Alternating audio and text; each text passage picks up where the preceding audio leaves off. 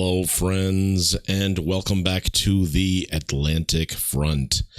We have a lot to talk about. We're going to go ahead and get to most of it as soon as possible. But before we get to it, I just want to kind of, I guess bring us all together for a second. We've been having a lot of fun with the snow potential and the snow forecasts and, the potential for it all.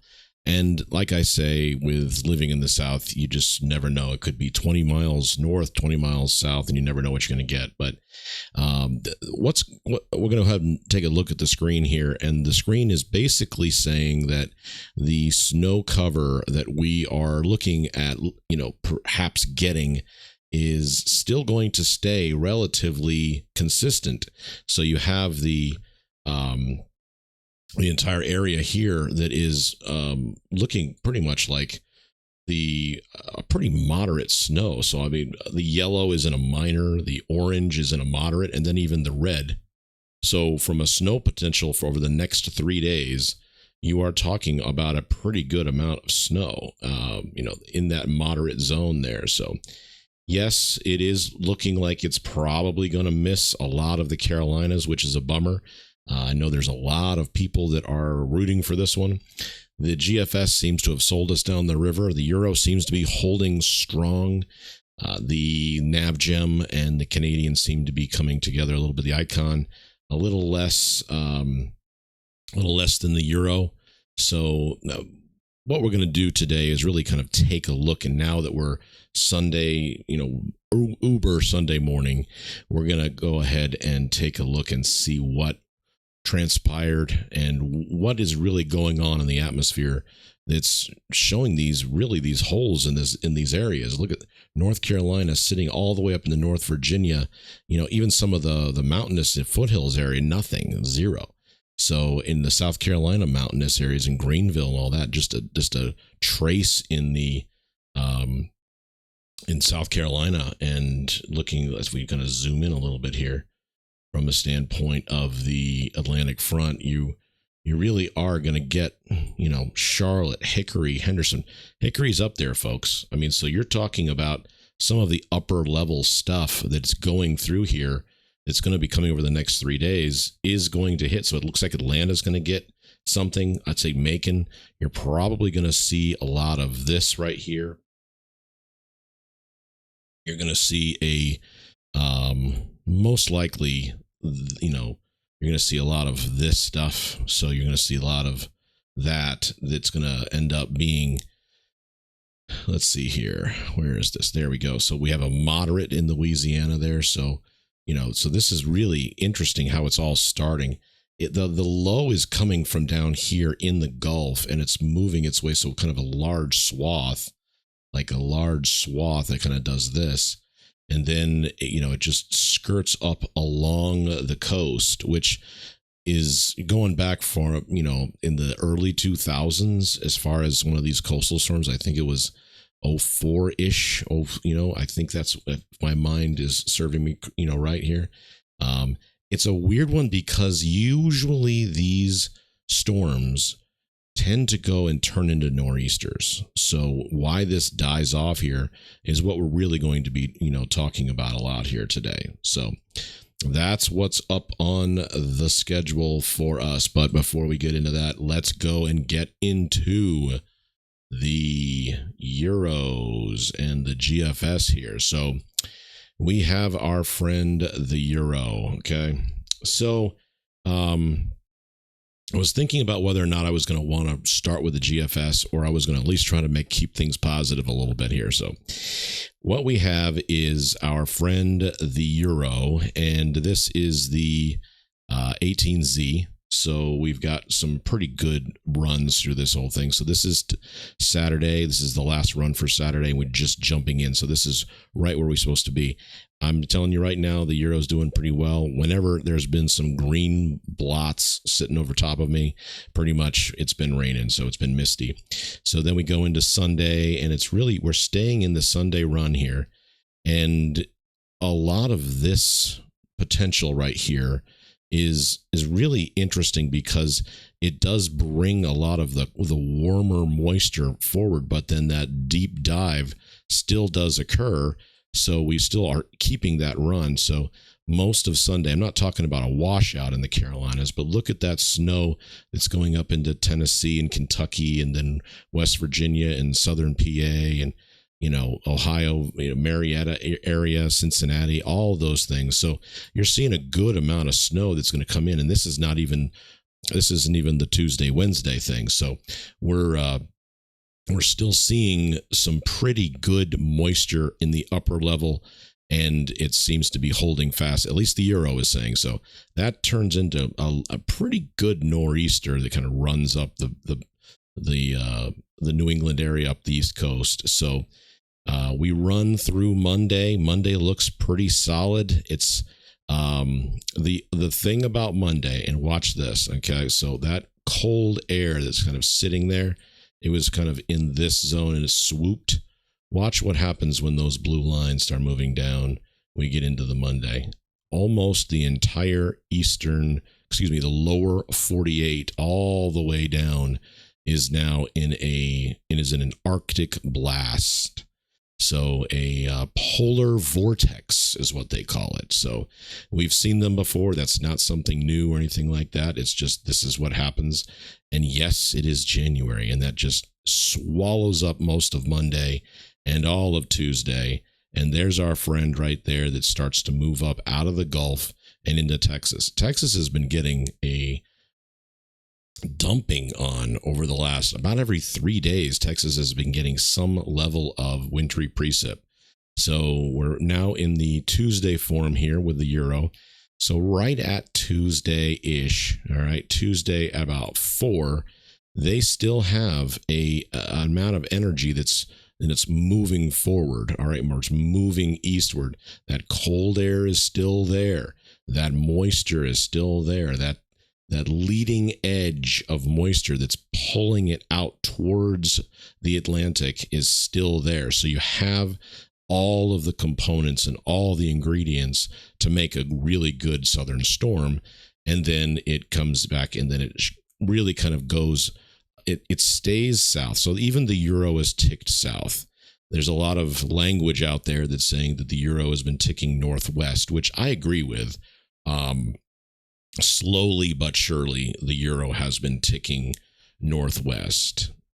And when it does that, then you see, let's just take a break here for a second. So when you are talking about southern storms, there are two basic things that you always have to keep in mind. And these, we're not going to go into the meteorological, dynamics of this. This is just the way southern storms are. You have a large amount of southern moisture that is coming up, and then a large amount of Arctic air that's coming down. What ends up occurring primarily is that moisture will push, and the colder air will almost become like a compression. So it sits in that zone, and it sits in that area. So that compression zone is really where you see a lot of the wintry precip. And that's why it's been getting, you can even see how it is. It's almost like the moisture is being condensed, or it's being kind of settled along a ridge, because that polar vortex is running all the way down here like that. So it really has nowhere to go. So that's where you primarily see the happenings. You see how this comes to fruition. So when you are analyzing this, you are trying to go up against dry air. You are trying to take a large amount of moisture, and moisture and dry, you're going to have some suppression. So when that suppression happens, then where is that suppression line? Most of the time, the warm air comes up, and then it hurts our chances in the Atlantic front, the southern states, to get that wintry precip. And in this case, the polar vortex wins and pushes the energy down. So that's what the Euro is saying, and it says that we end up getting a pretty good amount in the area. I'd say probably east of Columbia down into Charleston and Myrtle Beach, Wilmington, all the coastal cities, Savannah. Savannah looks like it's going to be getting some ice events. So that's something that we have to watch. And then the panhandle of Florida, as far as getting a pretty good amount of snow as well, too. So, and it sticks around all the way through Wednesday. So the Euro is saying it's a pretty good coastal storm that ends up leaving. Then what is really, I guess, probably the most interesting is watch the Atlantic. Just watch this as I tick forward now into January 23rd. You're seeing some brewing things there. So right down in here, you start seeing some brew. Well, that polar vortex is being pushed. See the warmer air here? Well, that polar vortex, it can't stay there forever. So it's being pushed eastward, or I should say northeast.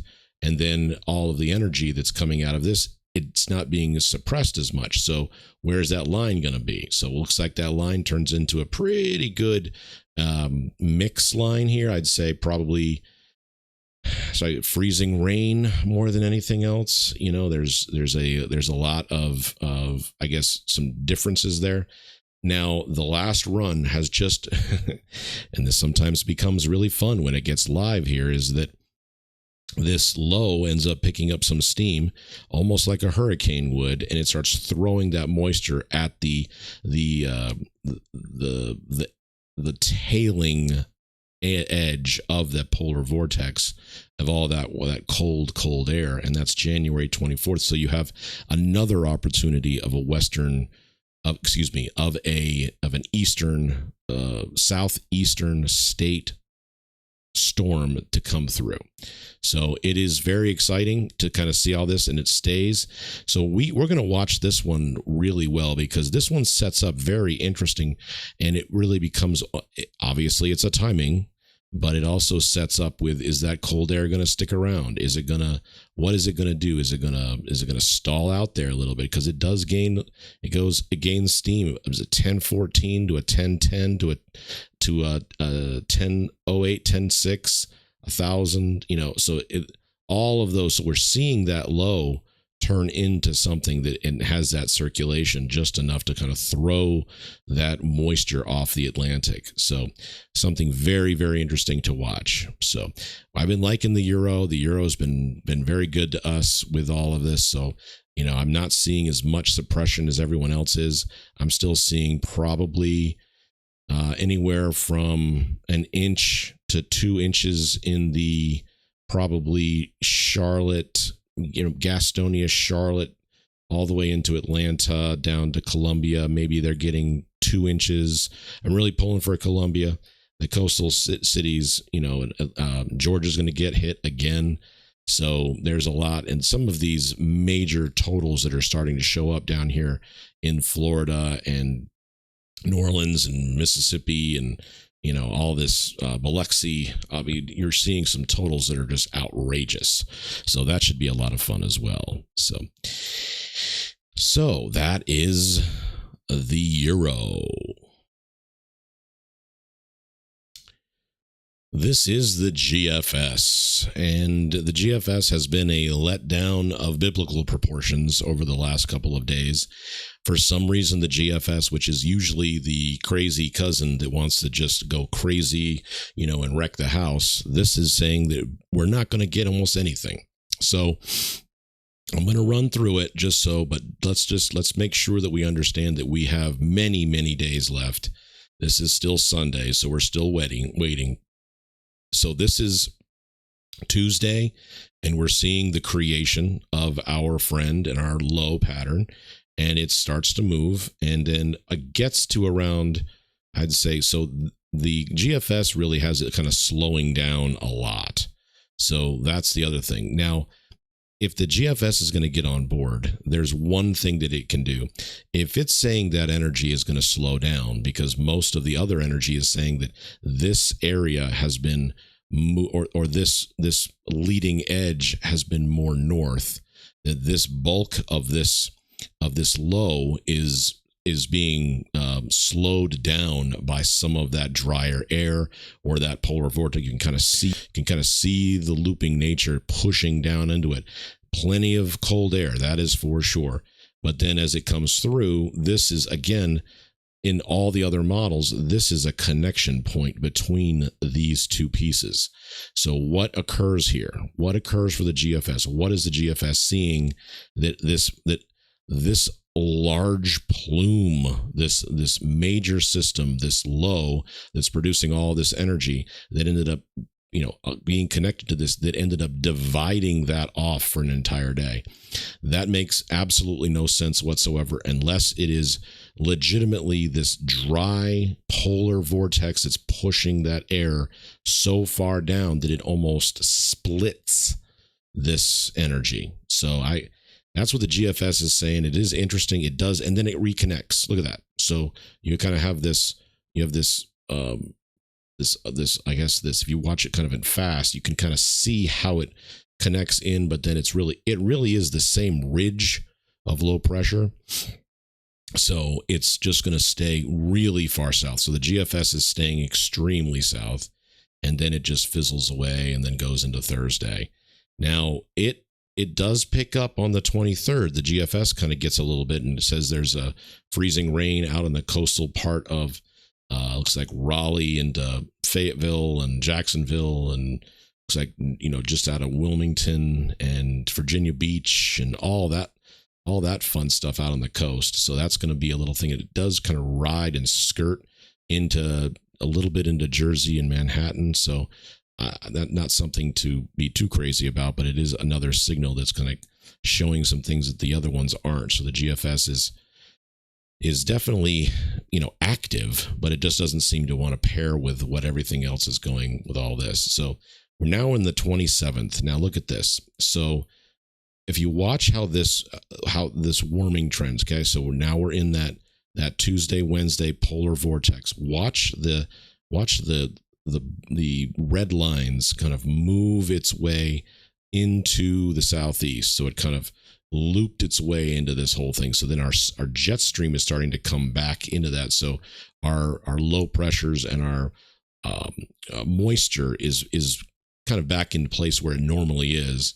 And we can see these in spring patterns and obviously in winter patterns.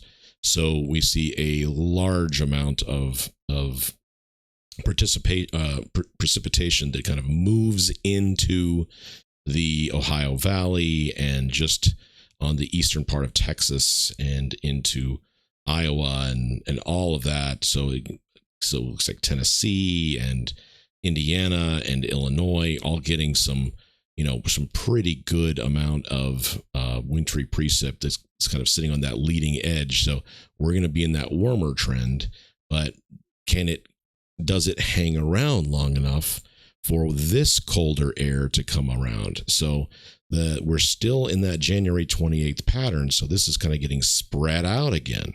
So if you can see this same pattern, this is what, if this cold air was down here like the polar vortex with this amount of energy, you're talking about probably a foot of snow in some places here. That's the difference between that split zone, what I was talking about before. So that hot, the warmer air versus the cooler coming through and pushing things around. So who wins? We never know who wins. We always have to wait, usually till, what do they say? If you don't like the weather, wait 10 minutes. It's living in the South, my friend, living in the South. So we get into the 30th, and then all of a sudden, something else starts springing up. So January 31st. So the runs have started to come back in. So Friday, January 31st. Remember, February's are snowy month, especially in that first 2 week-ish. Sometimes you can get spring. Sometimes you can get full-fledged winter. So here we go. So the January 31st looks like we have a whole bunch of mess here. And that looks like it goes again comes out of the plains, Oklahoma-ish, and then kind of skirts up into the Ohio Valley. And then really, if you look at the Atlantic front, we get we get pushed as far as the Mississippi is concerned, Indiana, Ohio, West Virginia, and then the North Carolina mountains, and then some precip, could be wintry precip in that region that kind of shoots down into that whole area. So you never know. So that cold air could just be on that line, and you get some more, another good storm here. And there's a lot of precipitation, a lot of moisture there. So that's something we're going to have to look for January 31st, and I'm excited to see that one. So as these runs continue forward, then it comes in, and then we get another one on February 2nd. Look at that, folks. So we have another opportunity around February 2nd to have some cooler air. Look at that plunge. Look at that plunge of cold air aloft with that, with that moisture that's sitting right there like that. And that is that line. If that doesn't make my point right there, that line is sitting right there where that is a tremendous amount of potential for some cooling and some wraparound snow. And there it is. See, look at that. See, just enough. So you have this starts, going and starts tossing all of that moisture down into this. So a really fun signal to see. Now, as you know, I'm not forecasting anything. I'm just showing model runs because I love model runs. So there's a signal. That's another signal that I'm going to call that one just because that's so far out, February 3rd, that we're going to have to watch the temperature. And if that thing plunges like that, you're going to get another mini polar vortex that's going to sit that. Usually the vortexes are for in the lower 48. So again, January 31st, and then our friends, the 28th, kind of, I'm not seeing a lot there, but that cooler air, I think that warming trend kind of comes in there. And then of course we have our guy that everybody believes isn't going to happen but our friend, the Euro and the NAM start to come in for us on all of that. So I sure hope you have enjoyed all this. I certainly have.